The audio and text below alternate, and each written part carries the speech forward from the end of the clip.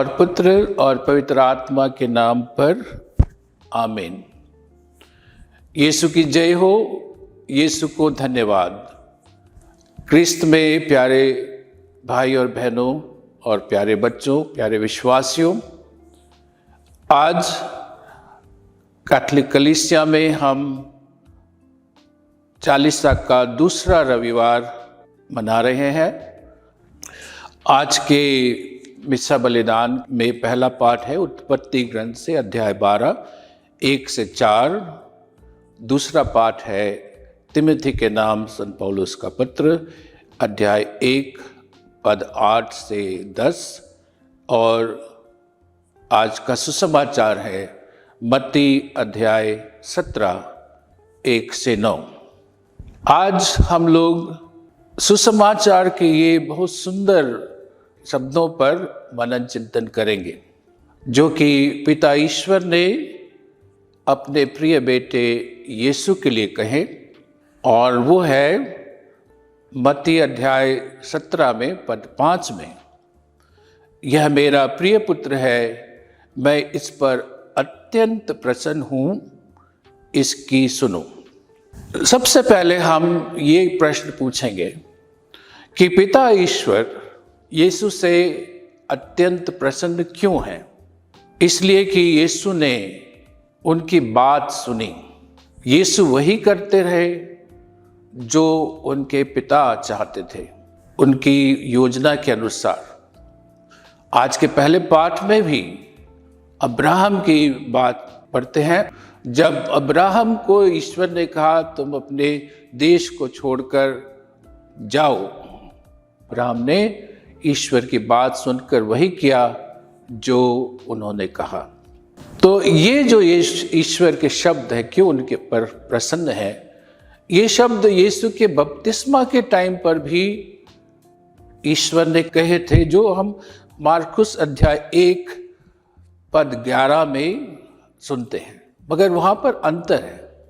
जैसे यीशु का बपतिस्मा हुआ, वह पानी से बाहर आए, उन पर कपोत के रूप में पवित्र आत्मा उतरे, और उसके बाद स्वर्ग से वाणी आई, तू मेरा प्रिय पुत्र है, मैं तुझसे अत्यंत प्रसन्न हूं। तो यीशु का बपतिस्मा 30 साल की उम्र में हुआ। यीशु ने ना कोई चमत्कार किया था, ना अपना कोई उपदेश दिया था। 30 साल के जीवन के बाद उनका बपतिस्मा हो रहा, और ईश्वर बोलते हैं कि तू मेरा प्रिय पुत्र है, मैं तुझसे अत्यंत प्रसन्न हूं। क्यों प्रसन्न थे वे? इसलिए कि ये 30 साल का जो जीवन है यीशु का, ये उनका पूर्ण रूप से आज्ञाकारिता का जीवन है। उसमें हम लोग 9 महीने भी जोड़ेंगे, जो माता के गर्भ में थे, माता मरियम के गर्भ में। वो जल्दीबाजी करके बाहर नहीं निकले कि मुझे दुनिया को बचाना है, जल्दी आ जाऊंगा, या 30 साल में जल्दी से कुछ चमत्कार करूं, उपदेश दूं। नहीं किया उन्होंने। 12 साल के बच्चे को हम देखते हैं लूकस अध्याय 2 में, जब उनको मंदिर लेके गए, तो मंदिर में वो रुक गए थे, और उसके बाद उनको पाया गया और उनको पूछा गया, माता मरियम ने पूछी तुमने ऐसा क्यों किया? और यीशु का जवाब था कि आपको नहीं मालूम कि मुझे अपने पिता के घर में होना चाहिए। उसके बाद संत लूकस लिखते हैं कि वो उनके साथ नाज़रेत गए और उनके अधीन रहे। तो ये हो गए 12 और उसके बाद 18। इस बीच में हमको कुछ भी नहीं मालूम, सिर्फ वो शब्द जो है वह उनके माता पिता के अधीन रहे, मतलब आज्ञाकारिता करते रहे। इसलिए ईश्वर पिता उनसे अत्यंत प्रसन्न है। और एक चीज हम ये भी देख सकते हैं कि जब यूहन्ना बपतिस्ता के पास वो बपतिस्मा के लिए गए, तो वो बोल रहे थे आपको मुझे बपतिस्मा देना चाहिए। तो यीशु ने कहा नहीं, यही उचित है। वो भी उनकी नम्रता है, और ईश्वर की योजना वो पूरी करते हैं कि बपतिस्मा उनको दिया जाएगा, जबकि उनको बपतिस्मा की कोई ज़रूरत नहीं थी। यीशु की जय हो, यीशु को धन्यवाद। अब हम उनके जीवन को देखते हैं तो ईश्वर उनसे खुश थे, उनकी मिनिस्ट्री के पहले भी, क्योंकि पूरे 30 साल यीशु ने अपने पिता की बात सुनी, उनकी योजना के अनुसार वही किया। तो माता पिता का आदर, उनकी बात सुनकर वही करना। उनके जब कार्य शुरू हुआ बपतिस्मा के बाद, उस समय हम लोग एक बहुत सुंदर उनके शब्दों को सुनते हैं यूहन्ना अध्याय 4 में, जो समारी स्त्री के संदर्भ में है।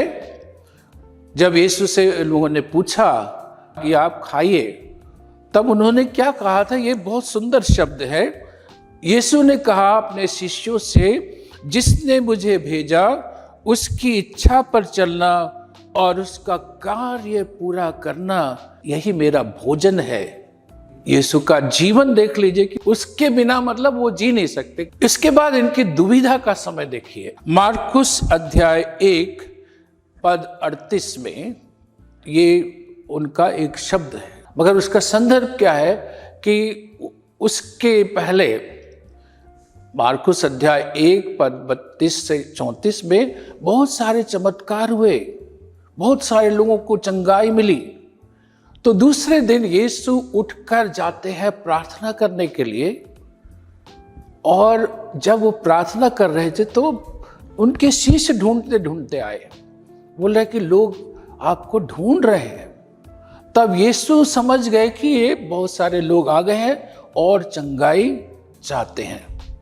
तब यीशु ने उत्तर दिया, हम आसपास के कस्बों में चलें, मुझे वहां भी उपदेश देना है, इसीलिए तो आया हूं।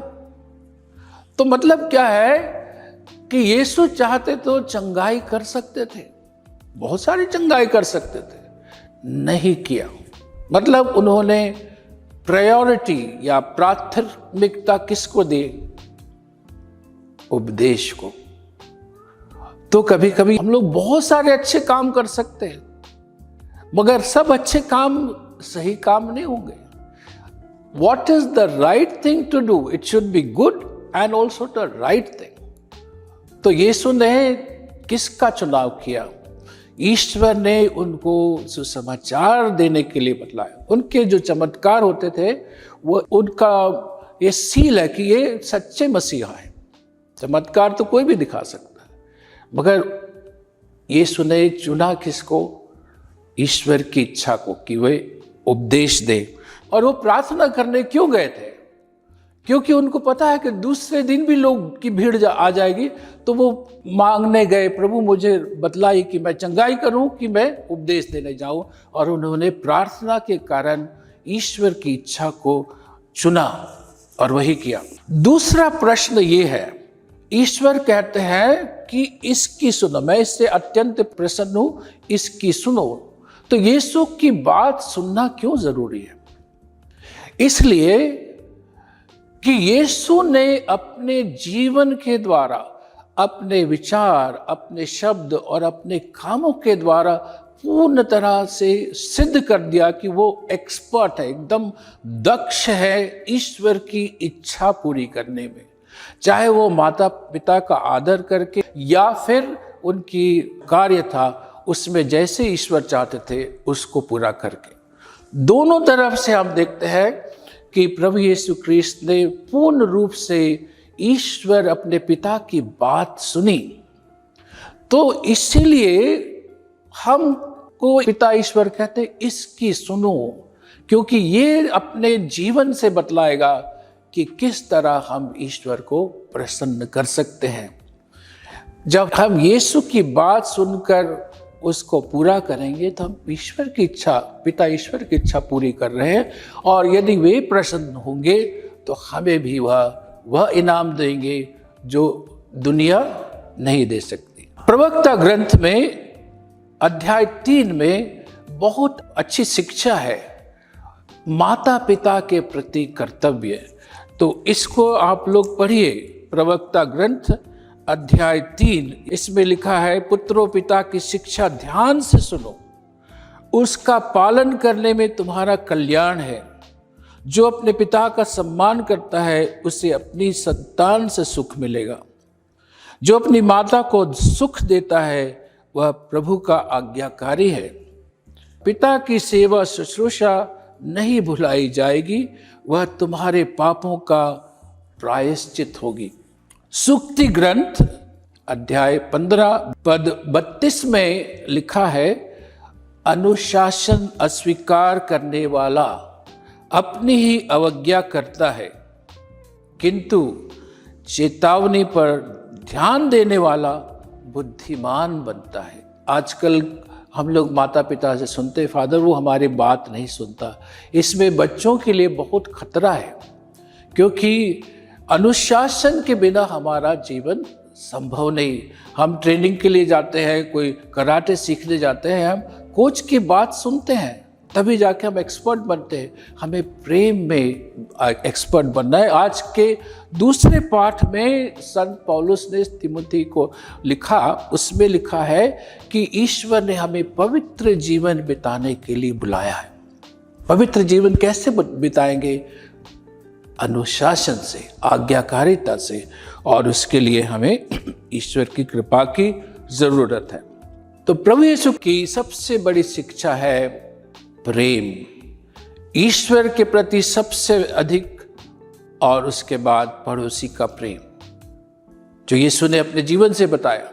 और उन्होंने एक शिक्षा दी है, एक दूसरे को प्यार करो जैसे मैंने तुम्हें प्यार किया है। और यीशु ने हमें कैसे प्यार किया है, वह इससे पता चलता है कि जब हम लोग पापी ही थे, तब यीशु ख्रीस्त हम पापियों के लिए क्रूस पर मर गए। मतलब क्या है कि यीशु ने हमें अच्छा होने के कारण प्यार नहीं किया, हमें उसके बावजूद भी प्यार किया। तो मतलब हमें दूसरों को प्यार करना है, चाहे वो हमारे साथ अच्छा व्यवहार करे या ना करे। बुरा व्यवहार होने के बाद भी हमें भलाई करना है, क्योंकि यह यीशु की शिक्षा है और यीशु ने अपने जीवन में खुद बतला दिया। मरते समय सबसे पहले उन्होंने कहा, प्रभु इन्हें क्षमा कर, ये नहीं जानते कि वे क्या कर रहे हैं। जबकि यीशु को बहुत अच्छे से मालूम था कि ये ईर्ष्या के कारण उनको क्रूस पर चढ़ाया जा रहा था। तो जब हम ईश्वर की बात, यीशु की शिक्षा पर चलेंगे, तो हमारा इनाम ईश्वर के पास होगा। और हम जब बुरे लोगों को प्यार करते हैं, इसका मतलब ये नहीं कि हम बुराई को बढ़ा रहे, नहीं, हम इसलिए प्यार करते हैं क्योंकि हमारा इनाम ईश्वर के पास है, और ईश्वर का इनाम सबसे सर्वश्रेष्ठ है, और ईश्वर का इनाम अनंत काल के लिए है। हर मिस्सा बलिदान में हम यीशु की आज्ञाकारिता को याद करते हैं। उन्होंने मरने तक अपने आप को ईश्वर का आज्ञाकारी बनाया, इसलिए ईश्वर ने उनको वह नाम दिया जो सब नामों से सर्वश्रेष्ठ है। हर मिस्सा बलिदान में हम याद करते हैं और यीशु के इस आज्ञाकारी जीवन को फिर से चढ़ाते हैं।